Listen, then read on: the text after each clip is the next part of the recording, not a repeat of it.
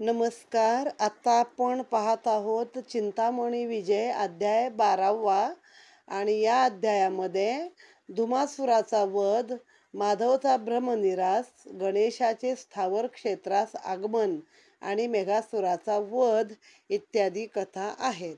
वक्रतुंड महाकाय सूर्यकोटी समप्रभ निर्विघ्नं कुर्मे देव सर्वकार्येषु सर्वदा. गुरुर्ब्रह्मा गुरुविष्णू गुरुदेव महेश्वरा. गुरु साक्षात परब्रह्म तस्मै श्री गुरुवे नमः. वसुदेव सुतं देवं कंसचाणूरमर्दनं देवकी परमानंदं कृष्णं वंदे जगद्गुरु. श्री गणेशाय नमः. श्री गजाननाय नमः. मयूरवाहना परशुधरा निर्विकारा सर्वेश्वरा. गजवदना विघ्नहरा भक्तपालना जगदीशा. स्वानंदवासिया गजानना गुणालया दयाघना. प्रणववदना सनातना भवभयहरणा भालचंद्रा.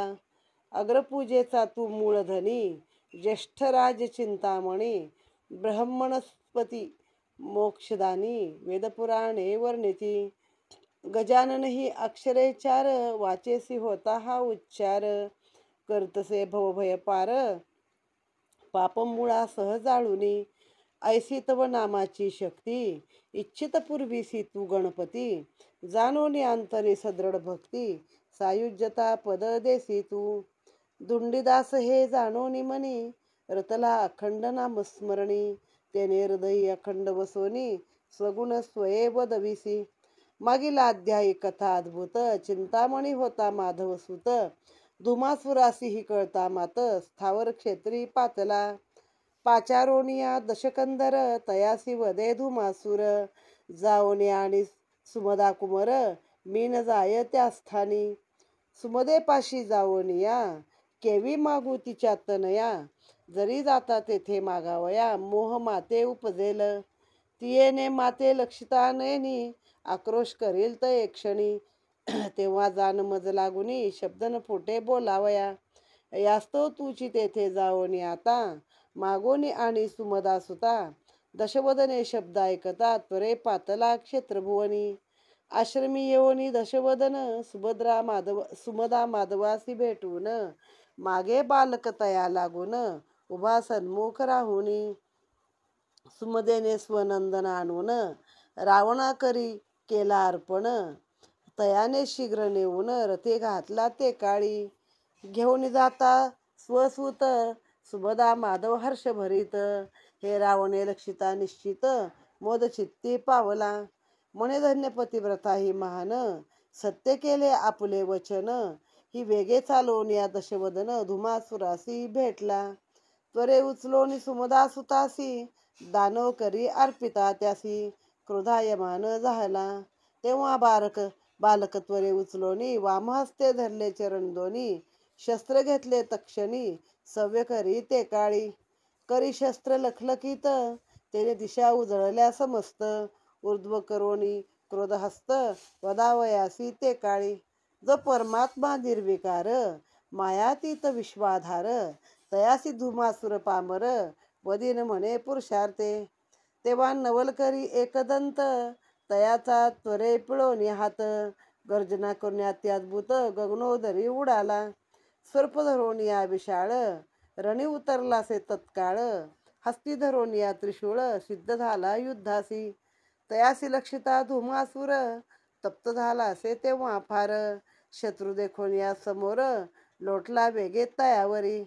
क्रोधावले रावणाधिक समरी भिडती एक एक. युद्ध करती अलौलिक पायन ठेवती माघारी. थोर मातली रणधुमाळी हाका देता महाबळी. मिळवून या वीर सकळी शस्त्रे वर्षती अनिवार. मातला युद्धाचा कडकडाट वायुस तेथेन फुटे वाट. भिडती रणी वीर उद्धट वधू पाहती बालकासी. सकळासी दिसे लघु बाळ धुमासुरासी भासे प्रबळ. वर्षती सायक अति सबळ शस्त्रे घेऊन धावती. सुमदा सुता निवार कोणास उचलो न दे कर. शस्त्रास हस्त सत्वर छेदून पाडी क्षण मात्रे. धनुदिव्य घेऊन करी विद्युत समसायक प्रेरी. दानव जर्जर केले समरी कोणी न येती समोर. तेव्हा अहिमही रावण धावले वर्षता दिव्य बाण. पराक्रमी सुमदानंदन छेदून पाडी क्षण मात्रे. सोडून या दिव्य शर त्रयाचेही रथ केले दूर. आणि करती बसवन सत्वर धावती तिघेही आवेशे. अहिमहीचे जाणूनी वरदान करतसे अद्भुत विंदान. माया लाघवी गजानन दावी करणी समरणांगणी. अनिवार आम्ही सुमदासूत त्रयांचे तेव्हा उडविले रथ.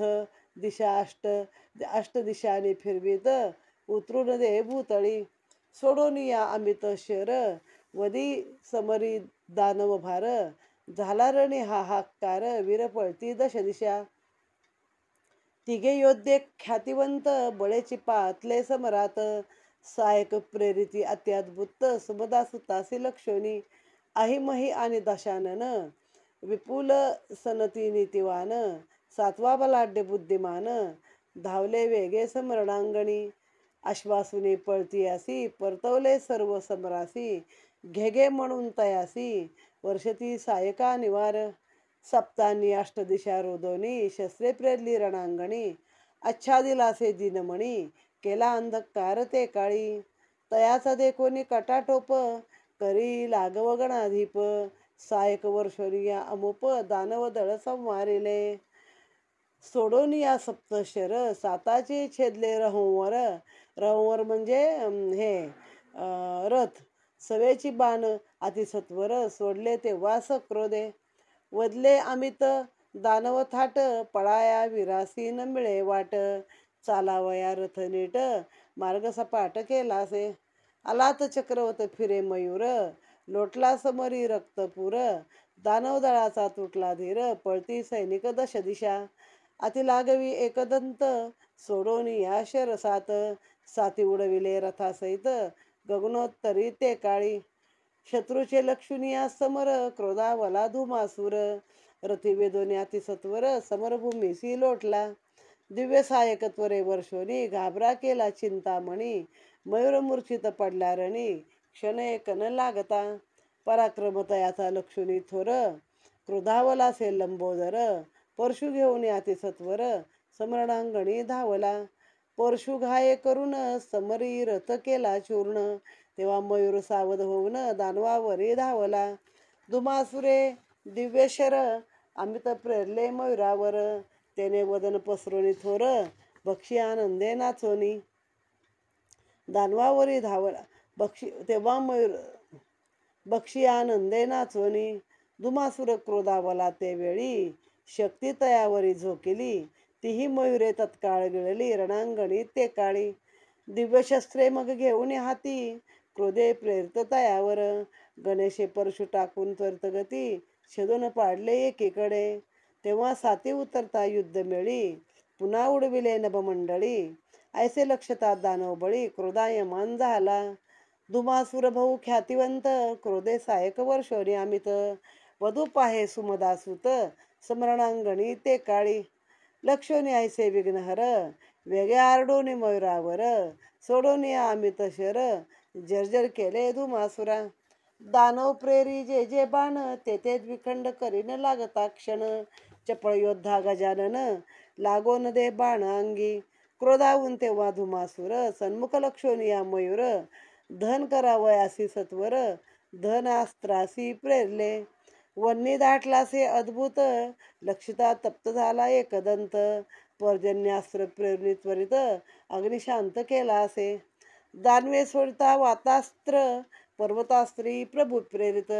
दानवे टाकवणी वज्रास्त्र पुलिश तेव्हा पिष्ट केले. अनंत अस्त्रे दिव्यशर प्रेरिता झाला अंधकार. हे देखोनी विघ्नहर परशुवाये निवारिले. लीला लागवी मयुरेश्वर सोडून या दिव्यशर. चाप भाता रहंवर चूर्ण केला रणांगणी. दानव सेनेचा केला अंत. धुमासुर एकटा उभा रणात. तेव्हा प्रधान धावले अतित्वरित विपरीत नयनी लक्षिता. सुमदासुते शर सोडोनी सप्तय मूर्छित केले ते क्षणी. तेव्हा धुमासुर आवेशुनी मल्लयुद्धासी मिसळला. धरोनिया विशाळ रूप भांडीला समरी खटाटोप. ते लक्षून या गणाधिप धरले स्वरूप शतगुणी सक्रोधे धावून धडका देती हस्तचपेटे त्वरे ताडिती वर्म पाहोनी हाणिती वज्रमुष्टी एकमेका सप्तदिन रजनी मलयुद्ध करती समरणांगणी जय इच्छा धरुणी मनी धडका देती एकमेका रात्रंदिवस युद्ध होतं अवकाश नसे पळ मात्र जय इच्छा धरुणी मनात समरे भिडती आती निगुती गगनी सुरबर विमानी युद्ध कौतुक विलोकिती नयनी तेव्हा काय करी मोक्षदानी दानवंत करावया विक्राळ स्वरूप अवलंबोनी धुमासुरासी उचलले तव क्षणी चरण मानेसी धरोनी मोठ केली ते काळी स्वबळे दडपोनिया त्याला आनना माझी त्वरे टाकला हे प्रधाने सर्व लक्षिता डोळा समर त्यागोनी पळताती विजयी होता लंबोदर सुमन वृष्टी करती सूर दुदुंबिनादे कोंदले अंबर यशवर्णिती प्रभूचे तेव्हा कौडिन्य मनी आनंदोनी माधवासी बोधे तय क्षणी बालकासी आणि जाओनी सम्राट विजयी झाला. मागच्या अध्यायाच्या अनुसंधानाने आता ते बालक आणायला स्वतः धुमासूर चालला. जेव्हा त्याला कळलं आपल्याला मारणारा आणि आपल्या मुलीच्या पोटी सुमदेच्या जन्माला आलेला बालक आहे, तर सोबत रावणाला घेऊन गेले. मग रावणाला काय म्हणाला, बाबा तूच जाऊन बाळाला माग, कारण मी गेलो की ती हंबरडा फोडल, रडल, मग मला पण मोह होईल माझ्या मुलीचं बाळ नको मारायला म्हणून, तर त्यापेक्षा तूच जा. मग रावण तिथं जातो, समोर उभा राहतो. तर हे एकदम आनंदाने त्या बाळाला देतात. म्हणजे रावणाला पण आश्चर्य वाटतं, हे रडत नाहीत, भेकत नाहीत आणि एकदम आनंदाने आपलं बाळ देतात. तर धन्य बाबा ही पतिव्रता आहे असं रावणाला वाटतं. मग त्याला ताबडतोब रथात टाकतो आणि धुमासुराकडे येतो आणि त्याला सांगतो की हे बाळ मी आणलेलं आहे बाबा, आता काय करायचं ते तुझं तू बघून घे. मग त्या रावणाने त्या धुमासुराने काय केलं, त्याच्या पायाला धरलं, दोन्ही पायाशी एकत्र, लहान बाळ आहे ना, आणि त्याचं डोकं छाटण्यासाठी दुसऱ्या हाताला खड्ग धरलं. असं लखलखीत खड्ग तलवार काढली की तिथं सगळा प्रकाश एकदम दिशा उजळून गेल्या. आता त्याला वाटलं लहान बाळ आहे, झटक्यात एक फटक्यात त्याचं मान धाडा वेगळी करता येईल, पण झालं उलट. त्याचे हात मोकळे होते ना, त्याच्या हातानं त्यानं असा त्याचा हात पिरगाळला, त्या शस्त्रवाला हात, आणि त्याच्या हातातून निसटून तो आकाशामध्ये गेला. मग आता राक्षसाला मोठा क्रोध उद्भवला. मग राक्षसानं पण मोठं रूप केलं, राक्षस पण आकाशात उडाला. मग असं ते दोघांचं युद्ध पहिलं सुरू झालं. मग त्यानंतर काय झालं, धुमासूर झाला बाजूला आणि आई रावण आले. आई रावण महिरावण माहिती आहेत ना, पाताळातले एका भावाची मुलं आहेत ती धूम्रकेतूची, ती मुलं आली. रावण स्वतः आला. असे तिघं ते असे लढायला लागले. धुमासूर राहायला पाठीमागं, म्हणजे जीवाची भीती होती का नाही बघा, की हा मला मारू शकतो. मग ह्या तिघांना पण वरदान आहे ना, ते गणपतीच्या हस्ते मरणारे नाही आहेत.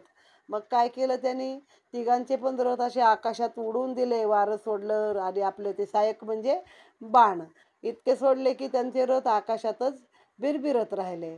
मग हे खाली आलं. बाकीचं जे दानवदळ एवढं अपरिमित घेतलं होतं, त्या सगळ्यांची ह्याची लढाई चालू आहे. मग त्याने काय म्हणतात, ते त्या काळामध्ये युद्धाचं तंत्रच होतं. ते एक बाण सोडला तर त्याला एका बाणाचे हजारो लाखो बाण व्हायचे, समोरच्याचे बाण उडवून लावायचे. मग गणेशाचं वाहन आहे मयूर, तो पण आला. आला तर चक्रासारखा फिरायचा, म्हणजे चक्र जसं वाऱ्यावर फिरतं गोल गोल गोल, किंवा एखादं मशीन, तसा तो मोर असा चारी दिशाने फिरत होता आणि त्याच्यावरती बसून गजानन युद्ध करत होता. मग त्यानंतर त्यांनी काय पाहिलं, रावणाने त्या मोराच्याच मागे लागला. तर काही काळ त्या मोराला काही काही शस्त्रास्त्र त्याच्या अंगावर टाकली, मोरानं ती सगळी गळून टाकलेली आहेत. म्हणजे तिथं काय झालं, त्याचं वाहन पण त्याच्या एवढंच मोठं झालेलं आहे. की शत्रूचं लक्ष सगळं बघून ते काय काय जे टाकलं होतं ते सगळं गिळलं आहे. मग आता जेव्हा हे परत आकाशात 4-4 वेळा आकाशात उडून दिले, मग धुमासूर स्वतः आला.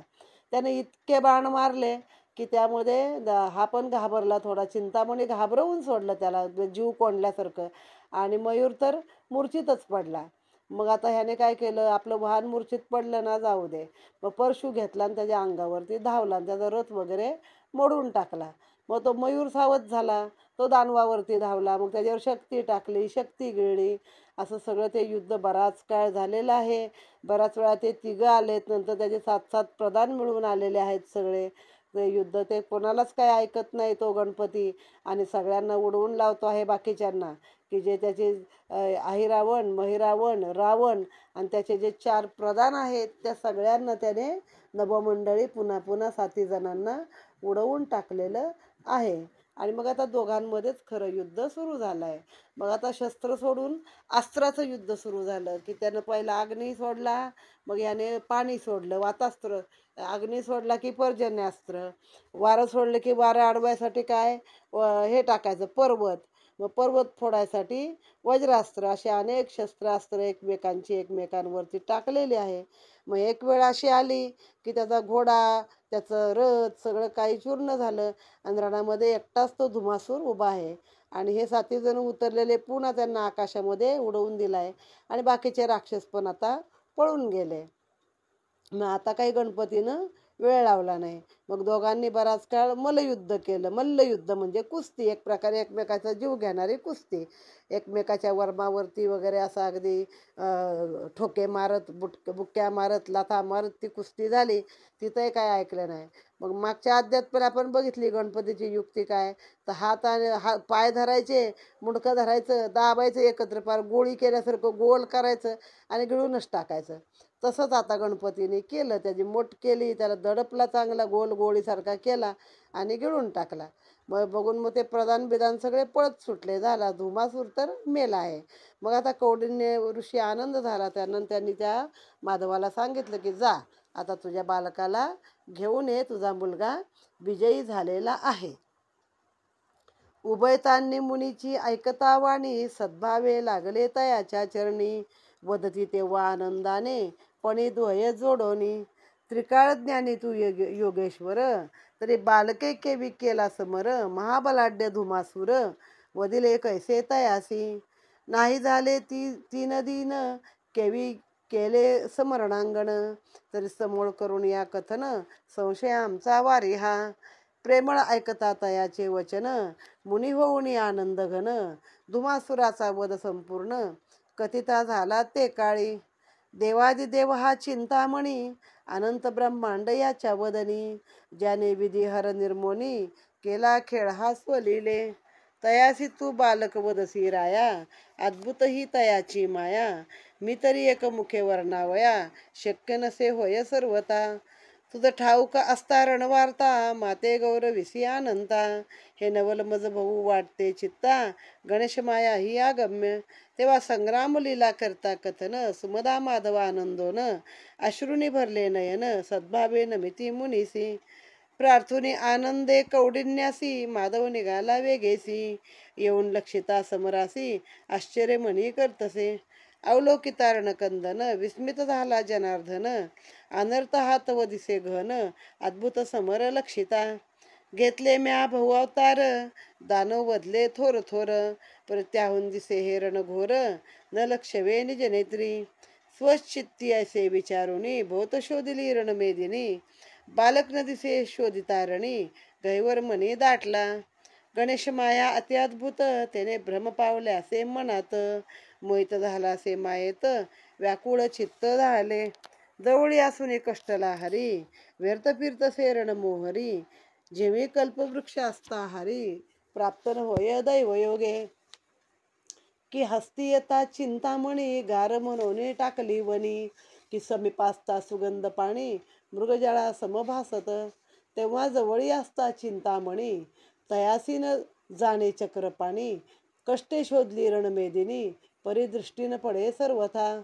गजानन तेव्हा घैवरला, म्हणे भाकी गोविले याने मजला, शोधता माते बहु कष्टला, अंतन पाहावा सर्वथा. देवादिदेवे तय वेळा, माया जाळ दूर केला, माधव तेव्हा लक्षिता झाला, स्वपुत्रासी ते काळी. टाव फोडता गजानन, रुदन शब्द कानी ऐकून, समीपालासे धावून, बालक नयनी लक्षिला. पुनरपि भ्रमलासे अनंत, नाना तरंग उद्भविती मनात, स्वसुत मानसी भावित, चिंतामणीसी लक्षिता. नाही झाले दिन तीन, उरी दानव शव पडले महान, बाळ बाळ रड्या क्रंदून, कासा विष झालेसे. माधव तेव्हा गैवरुनी, दानव शव लोटले जनी, सद्गदांतरी होऊनी, घेतो उचलोनी तानियासी. बालकासी हृदय धरता, मायेने मोहिले अनंता. म्हणे मुनीने कतली रण वार्ता, हे तर वागटीत वासत. बालकताना हा सुकुमार, केवी केले याने समर. वाटे माते नवल थोर, वदिले कैसे दानवासी. बालक हे असे अज्ञान, शस्त्रधरा वया नसे ज्ञान. केले केवी शरसंधान, नवल चिट्टी वाटते. ऐसा संशय जडता अंतरी, विघ्नेश तेव्हा काय करी. हृदय धरला जो दोहे करी, तो नवल करी ते समय. तीळ तीळ जड होय लंबोदर, माधव तेव्हा सावरे कर. भार वाढला अतिथोर, न धरवे करी तानियासी.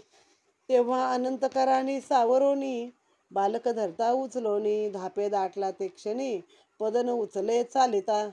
माधव तेव्हा श्रमला भारी, बालक घेऊन अंकावरी.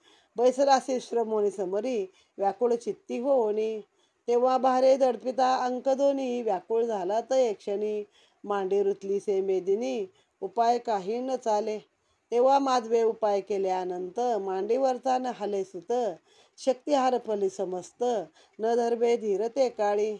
त्रिकाळ ज्ञानी कौडिन्य मुनी, प्रगट झाला समरणांगणी.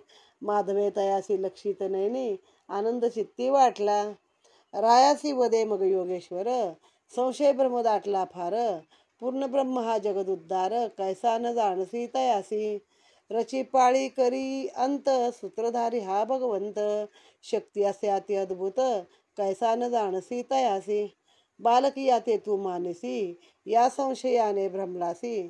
तरी पूर्वी कथिले ज्या ज्ञानासी, तयाचा लोप झाला का. वदता ऐसे कौडिन्य मुनी, माधव आनंद पावला मनी. म्हणे परब्रह्म हा मोक्षदानी, अगम्य लीला याची. संशय विराला समस्त, अंतर झाले सद्गदित. म्हणे हा देवादिदेव एकदंत, महिमा अद्भुत तयाचा. सप्रेम होता अंतर, तुष्टला मनी लंबोदर. आकर्षिला देवे भार, तेव्हा माधव चित्ती आनंदला. मुनिसी करोनी दंडवत, हृदयी धरोनी एकदंत. स्वआश्रमासी त्वरित, येता झाला ते समयी. सुमदे करी देता ताना, फुटला ती येसी प्रेम पाहना. कुमर लाविला सेसताना, पल्लवा खाली झाकोनी.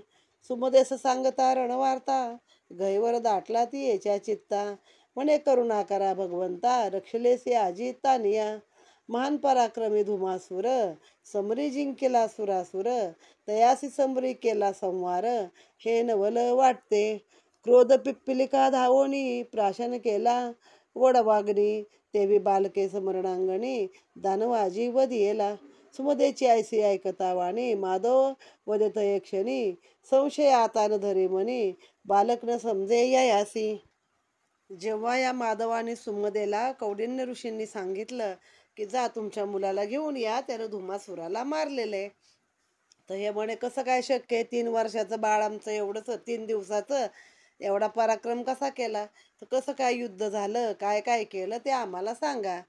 मग ऋषी म्हणले अरे माधवा, तू स्वतः योद्धा आहेस, तू माधव रूपात सुद्धा आता युद्ध केलंस आणि तू काय विचारतोस मला. तरी पण मग त्यांनी ते सगळं जसं जसं युद्ध घडलं होतं तसं तसं सांगितलं, कारण ते ऋषी स्वतः त्रिकालज्ञानी होते.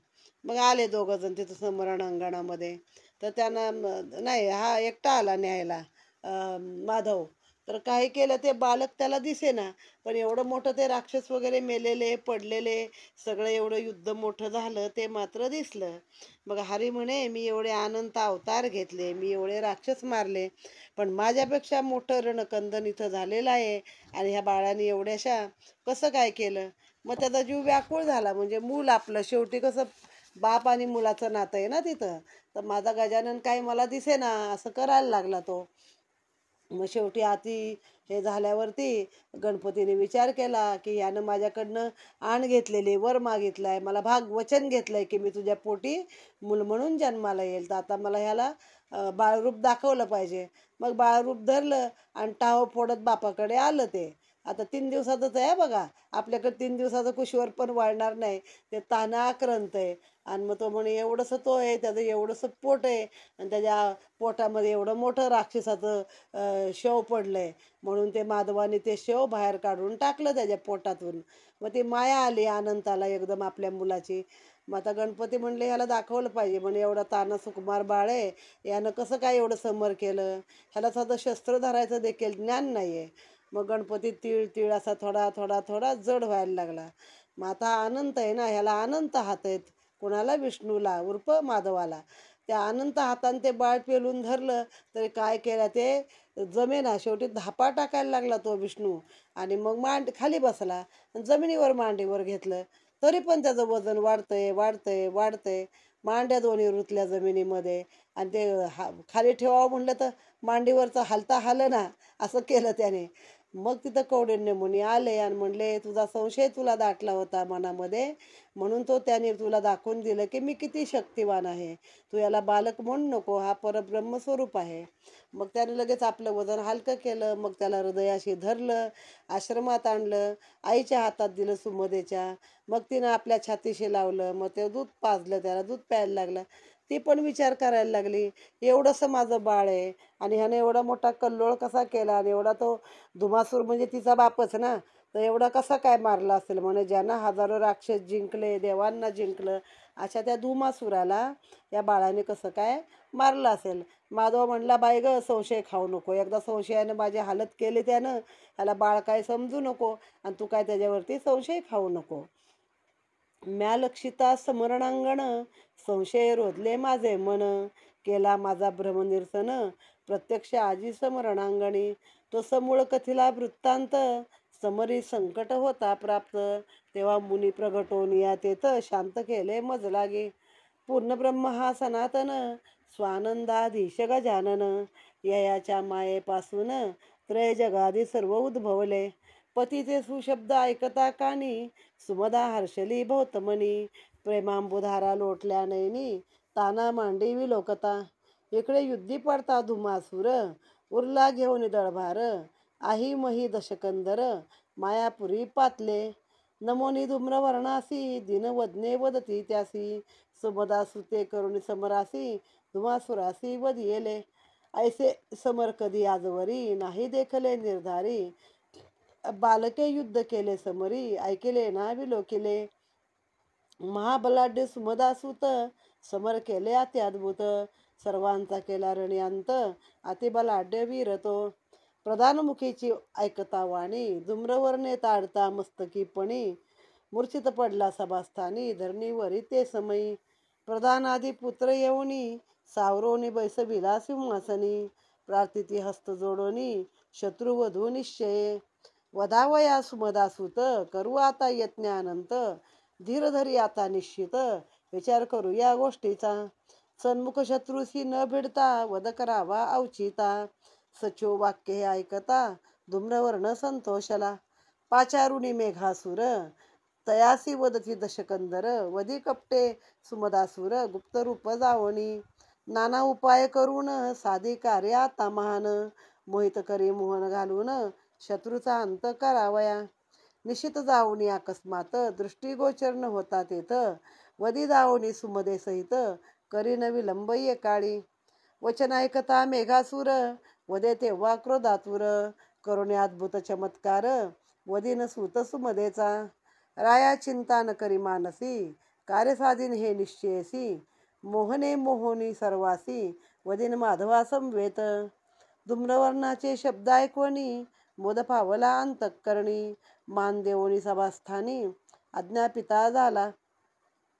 रायासी करुणी नमस्कार, वेगे निघाला मेघासूर, अति आवेशे सत्वर, स्थावर क्षेत्री येतसे. तेव्हा धुमासुराची प्रियकांता, महासाध्वी पतिव्रता, तियेने पती निधन ऐकता, रुदन करी दीर्घस्वरे. अलंकार भूषणे सर्व टाकोनी, ताडित मस्तकी द्वैपणी, अश्रुधारास्त्रवती नयनी, निचेष्टीत पडली धरणीवरी. त्वरे सख्या धावून, बैसविली तेव्हा सावरून, उन्मिळा मानसी दुःख पाहून, वदती झाली ते काळी. कृपासागरा प्राणनाथा, तरी मज का त्यागिले आता, त्यागोनी कैसी ही प्रियकांता, एकटे ऐसे जातासा. गुणवंता मी सांगा तिनी असता अर्ध अंगवासिनी. तरी प्रिय नितंबिनी त्यजोनी सुखासी कैसे सेवितसा. समरी जिंकोनी सुरासुर बंदी घातले हरिहर. राज्य केलेसे आजवर त्रिभुवन सारे जिंकोनी. आता पुढची कथा अशी झाली. सगळ्यांना मारल्यानंतर अहिरावण, महिरावण आणि रावण उरलेलं सगळं सैन्य घेतलं आणि तिघजण इकडे आले, आपल्या मायापुरीला आले. मग तिथे कुठं धूम्रवर्ण असतो अजून दुसरा भाऊ पाताळातला. तर त्याला सांगितलं, बाबा धुमासूर गेला आणि मला म्हणे तो मोठा असलं रणकंदन कधी आम्ही डोळ्यांनी बघितलं नाही आणि कुठल्या बालकाने युद्ध केलं ते पण आम्ही पाहिलं नाही, पण मोठा महाबलाढ्य असा तो वीर आहे.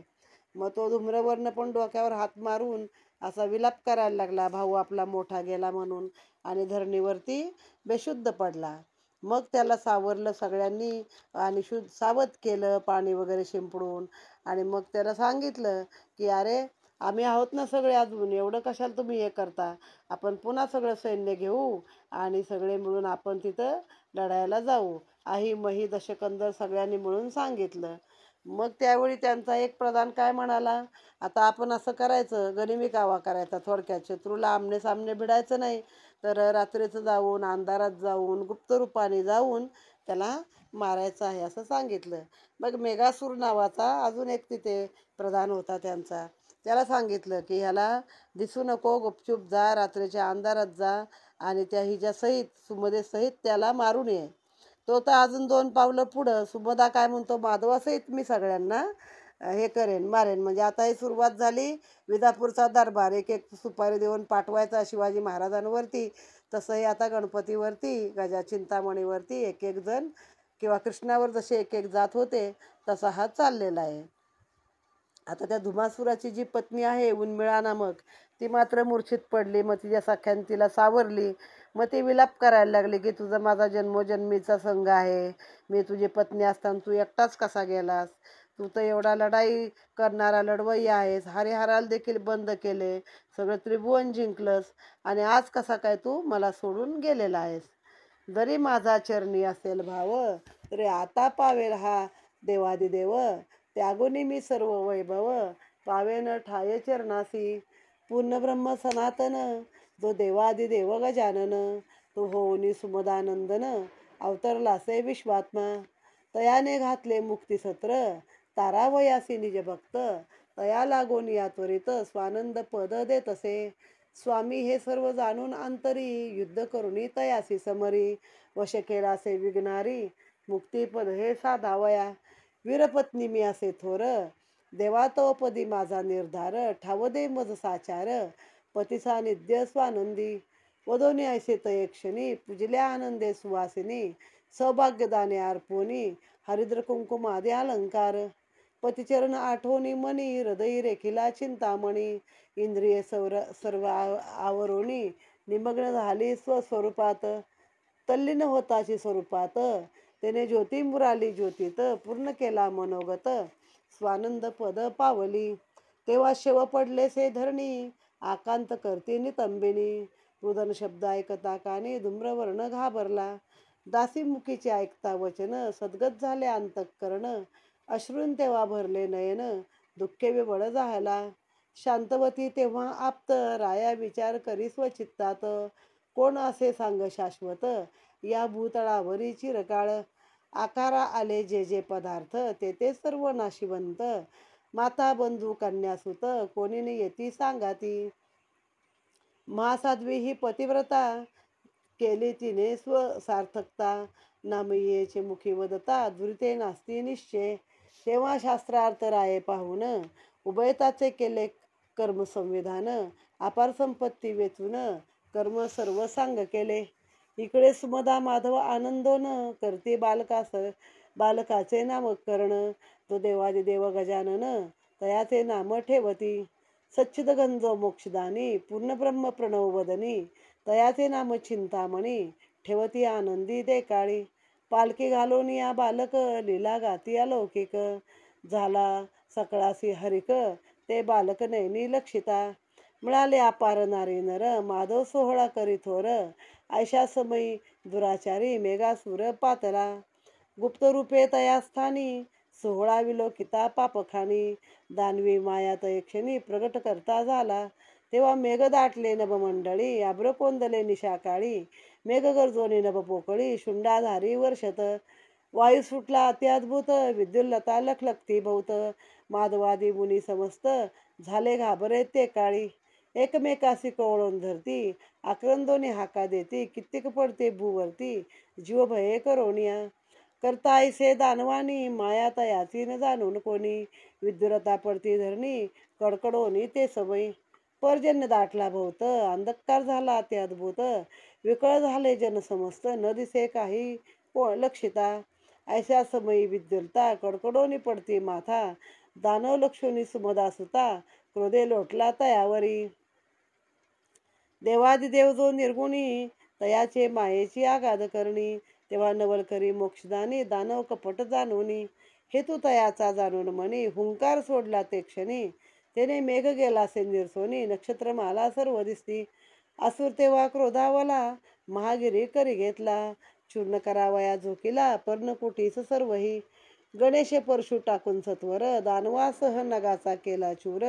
शव पडले धरणीवर, 4 योजने विस्तीर्ण. तेव्हा हुंकार सोडून तत्वरी, शव उडविले गगनोदरी. ते भ्रमत भ्रमत चक्रापरी, मायापुरी येऊन पडलेसे. आता त्याची पत्नी जी होती उर्मिळा, ती मोठा शोक करत होती. आणि मग तिनं काय केलं, म्हणजे तेवढी तिची पुण्याई होती की तिनं स्वतःचा श्वास अवरोध वगैरे केला.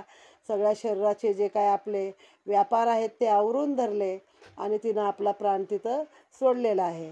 मग ती ज्योतीमध्ये ज्योत मिसळून गेली. मग आता बघा, सती जाणं किती वेगळं आणि हे किती वेगळं. अहिल्याबाईंच्या कादंबरीमध्ये अक्षरशः छोट्या छोट्या 7 आणि 8 वर्षाच्या मुलींना देखील सती पाठवलंय. पण ह्या बाईनं कसं, ही राक्षसी आहे पण हिनं स्वतःचा स्वतः देहत्याग केला आहे. तर हे ठीक आहे, स्वतःच्या इच्छेने. पण त्या नाकळत्या एवढ्या एवढ्या पोरींना तेव्हा हे पाठवलं. म्हणजे अहिल्याबाईंचं हे गेले खंडोजी मुलगा आणि मालोजी, मला वाटतं मालू मुलगा आणि खंडोजी पती जेव्हा गेले, तेव्हा तर बायका, नाचणाऱ्या नर्तकी, बाकीचे अंगवस्त्र आणि एक कुत्र जवळचं होतं पण ती कुत्रंसुद्धा, एवढ्या लोकांना या लोकांनी सती पाठवलं. तर हे मला चांगलं वाटलं की ज्याच्या त्याच्या इच्छेनं जो तो आपला गेला आहे. मग ते धुमासुराला कळलं, धूम्रवर्णाला, तो शोक करायला लागला, भाऊजाई पण गेली म्हणल्यावर. मग त्याची समजूत काढली की बाबा या जगामध्ये अखंड म्हणजे अमरपट्टा घेऊन कोणी आलं नाही आहे. ज्या ज्या वस्तू आकार रूपात जन्माला येतात त्या त्या वस्तू नाशिवंत आहेत. मग त्या दोघांचं त्यांचं सगळं कार्यविधी काय असेल ते सगळं केलं आहे. आता इकडं याला पालखीत घालून याचं नाव ठेवायचं चाललंय. ऋषीमुनी सगळे एकत्र आले कौंडिण्यामध्ये, हे असतं स्थावरामध्ये म्हणजे थेउरामध्ये, आणि कौंडिन्यांच्या आश्रमामध्ये चाललेलं आहे. तर हा मेघासूर तेव्हा नेमका तिथे गेला. मग त्याने काय केलं, मोठं प्रचंड असं मेघाचंच रूप धरलं आणि पाऊस आणि कडकडून विजा, नुसता हल्लकल्लोळ माजला. जसं काय आता सगळं वाहून जातं की काय असं झालं. काय काय विजा पार डोक्यावर पडायला लागल्या लोकांच्या, सगळे घाबरून गेले. करायचं काय. मग आता ते सुमदासुताला म्हणजेच आपल्या चिंतामणीला कळलं की ही दानवाची करणी आहे. त्याने एक हुंकार फक्त सोडला की ते सगळे मेघ असे वितळून लांब उडाले आणि पार नक्षत्रमाला दिसायला लागल्या आकाशातल्या. मग तो असुर क्रोधाला आला, त्याने एक मोठा पर्वत घेतला आणि म्हणे या पर्वतासह ही पर्णकुटी सगळी चूर करून टाकतो. मग गणेशाने परशू टाकला आणि त्या हातातला पर्वत पण आणि तो दानव पण सगळ्यांनाच त्याने तिथं चूर करून सोडलं. मग हुंकार एक असा सोडला की ते जे प्रेत आहे त्याचं दानवाचं, ते उडत उडत कुठं पडलं तर त्या मायापुरीमध्ये येऊन पडलं जिथून त्याला पाठवलं होतं. प्रेत पडता महाद्वारी, दुर्गचर्या कोसळली सत्वरी. रक्षक भय पावणी अंतरी, शंख करीत धावती. कित्येक सेवक शवातळी, दडपुनी मेले तत्काळी. दनाना ऐकतात वेळी, नगरजन घाबरले. धूम्रवर्णाशी सांगती दूत, मेघासुराचा झाला अंत. नगरद्वारी पडले प्रेत, कोणी मारले न कळेची. दूतमुखीचे ऐकता वचन, चिंतावला धूम्रवर्ण. मुखश्री गेली उतरून, अधोवज्ञे विलोकी. वदे तेव्हा दैत्यपती, अघटित घडले निश्चिती. काळाची के विपरीत गती, मूषके अहिस भक्षिले. की मक्षिकेच्या अंगवाते, निरभ्र केले गगनोदराते. की पिप्पिलिकेच्या पदघाते गिरी चूर्ण झाला. म्हणजे आता ते प्रेत तिथनं जे उडवलं ते मायापुरीच्या त्या कमानीवर येऊन पडलं. मग ती कमान पडली. त्या प्रेताच्या खाली कित्येक ते जे रक्षक होते सेवक ते सापडले, मेले. बाकीचे ठणाणा करत आतमध्ये गेले आणि त्या धूम्रवर्णाला सांगितलं की बाबा असं असं झालंय आणि त्या मेघासुराला देखील कोणतरी मारलंय आणि त्याचं प्रेत आपल्या नगरीच्या तिथे पडलंय. दणादण आवाज ऐकून सगळे नगरवासियांचे धावतच आले बघायला काय झालं.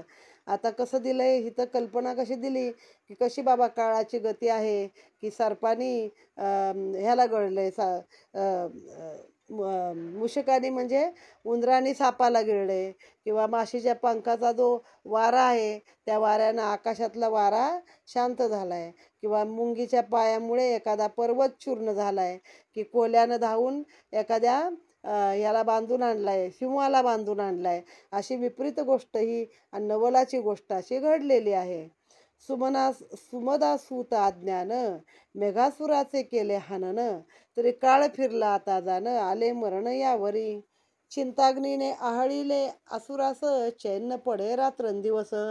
सुमदानंदन भासे तयास, जागृती स्वप्नी सुषुप्ती. गोड न लागे अन्न पाणी, भीती वाटे क्षणोक्षणी. दशाननाने हे जाणोनी, करी समाधान ते वेळा. आता चिंता न करी मानसी, शत्रुसी वधू निश्चयसी. नाना परितयासी, संभोखिला ते वेळा.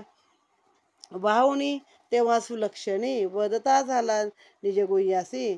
वदी जाऊनी सुमदा सुतासी, स्थावर क्षेत्री जाऊनी.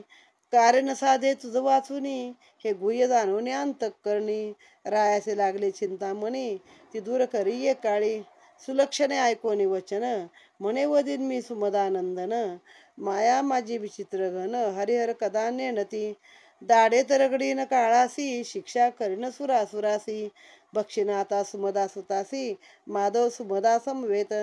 दानवीचे ऐकता वचन, हर्ष पावला धूम्रवर्ण. वस्त्रालंकार देऊन गौरव केला ती येचा.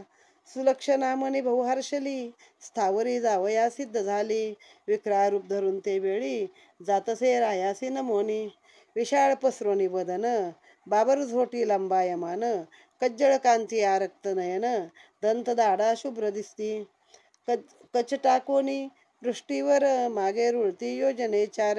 त्याने वृक्ष पाषाण होती चुर, धुराळा नभी दाटलासे.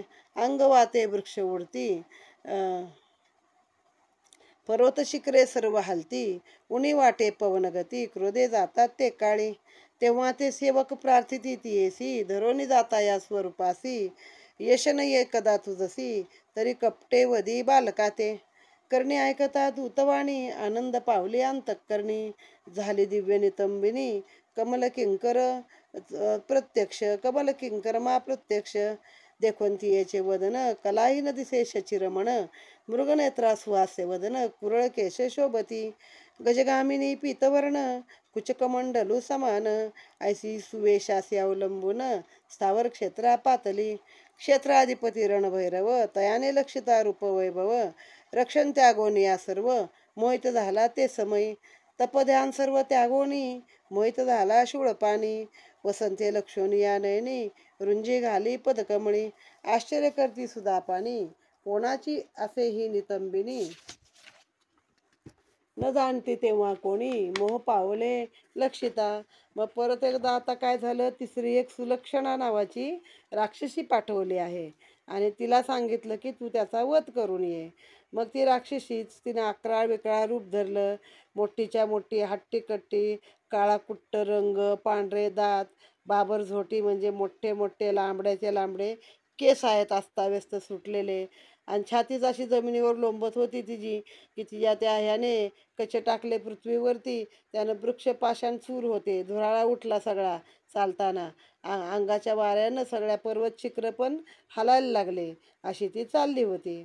मग तिला दूताने येऊन परत सांगितलं, प्रार्थना केली की असं रूप धरशील तर तुला यश मिळणार नाहीये, तर तू काहीतरी सुंदर आकर्षक रूप धरून जा. मग ती एवढी सुंदर झाली की प्रत्यक्ष कमल किंकर्मा म्हणजे काय, लक्ष्मीच दुसरी असं रूप घेऊन ती आलेली आहे. सुंदर हरणासारखे डोळे आहेत, कुरळे केस आहेत, छाती अशी जसे काय दोन कमंडलू आहेत छातीवर ठेवलेले, चालणं हत्तीसारखं गजगामिनी आहे. आणि ते कुठं आली, थेऊर क्षेत्राशी आले. आता तिला पाहून प्रत्येक क्षेत्राला एक क्षेत्रपाळ असतो रक्षण करणारा. रणभैरव म्हणतात त्याला. असे अष्टभैरव आहेत. त्यातील ते भैरव म्हणजे रक्षक आहेत त्या आपल्या आपल्या एरियामधले. तर तो झाला तिच्यावरती मोहित झाला. सगळं रक्षण वगैरे सोडलं आणि तिच्या मागं आला. तप त्याग टाकून असा तो शूळपाणी शंकराचे अवतार आहेत ना हे. तर ते मोहित झाला त्याच्यावरती. आणि बाकीचे देव पण विचारायला लागले, ही कोणाची कोण आली बाबा सुंदरी, ही कोण आहे? आणि सगळे देव तिथं मोहित झाले. नैनी लक्षिता मुनी स्तब्ध झाले ते क्षणी, दानवीने माया घालूनी मोहित केले सर्वासी. माधवाची या आश्रमासी दानवी पावली वेगेसी, लक्षिता तियेच्या स्वस्वरूपासी चकित झाला मानसी. सुमदेने लक्षिता नैनी त्वरे सन्मुख जावोनी, धरोनिया तियेचा पणी आश्रमी नेता आनंदे. प्रेमे बैसोनी आसनी वदती झाली तये क्षणी, आगमन झाले कोठोनी एकट्यावनी पातला. सुशब्द सुबदेची ऐकता आनंदली दानवी चित्ता, मंजुळ वचने तत्वता वदती झाली ते समयी. तव मायेची मी माय माते तू हे पुसशी काय, द्यावया तुझा आश्रय पातले स्नेहे करोनी. परलोकी तव माय गेली वनी तू ते गे त्या गेली, दानव पिडती वेळोवेळी वनी येऊन अखंड. तव दुःख जाणोनी मनी पातले मी या घोरवनी, तरी आता तुझला भेटोनी स्वस्थानासी जाईन. सुमदेचे सुशब्द ऐकून प्रेमे करता तियेसी नमन, अश्रूने भरले तेव्हा नयन दानवी शांतवीत तियेसी. अद्भुत गजाननाची माया सुमदान जाणे दानवीची चर्या, पुढील अध्यायी प्रगट करून या सुमदे प्रती दाखविल. गजानन लीला ही अद्भुत पापसमूळ जाळूनी करी मुक्त, पूर्ववित स्वमनोगत श्रवण मात्रे करोनी. चिंतामणी विजय ग्रंथ गणेश भागवताचा सारांश यथार्थ, श्रवणी ठसाविता प्रेमयुक्त करत पार भावासी. गणेश कथा ही पावन दुंडी मुखे वदवी गजानन, वाढवित दासाचे महिमान सदयांतरी होऊनी. इति श्री चिंतामणी विजय ग्रंथ पूर्वीत गणेश भागवत, यातील सारांश परिसोत भक्त 12 रसाळ हा. मग ही खूप सुंदर रूप घेऊन आश्रमापाशी गेली. अगदी मुनी सुद्धा स्तंभित झालं, चकित झाले. माधव चकित झाला. स्वतः माधव विष्णूचं रूप आहे पण त्याला पण कळलं नाही. आणि तिने सगळ्यांवरती अशी मोहिनी घातलेली आहे. मग ही सुमदा पुढं झाली, तिला हाताला धरलं, आतमध्ये आणलं. बाई तू कोणाची कोण, एकटी या वनी कशी आली?